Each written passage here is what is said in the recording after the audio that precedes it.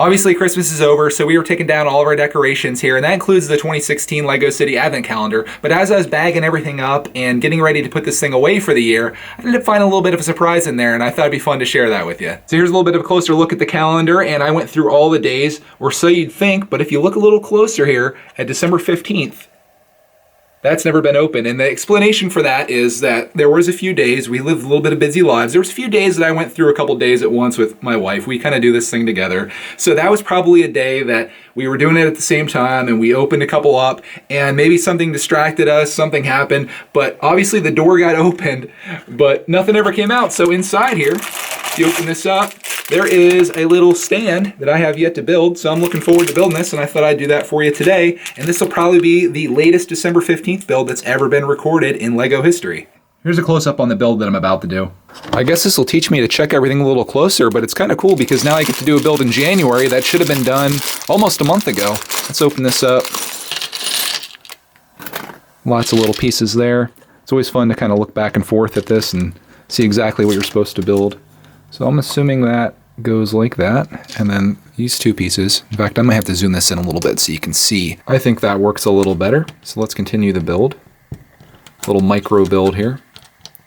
Which is kind of interesting the way this is put together. I guess I'm gonna need this piece in order to get everything to kind of attach. So that's what it looks like there. And then it looks like this piece goes here. Actually, yep, exactly like that. I just want to check for clarification. That is how it goes, just like that. And then there was a $100 bill in the back right here, it looks like. And now we start building these pieces up here in the front. And this is like the little glass pieces. These pieces are always nice to have for windshields and things like that, so I'm glad they included these, even though I'll never mix them in with my general population of Legos. That's all, or Lego, it's all gonna stay separate. And then we got to build the top of this next because of the way this is set up. This build's kind of weird. They should have used bigger pieces than they did, but it kind of works once you snap it all together. I kind of like it. So we'll go like that and like that. And then that goes on the top here, which I'm going out of frame. And then we got this piece to put on top.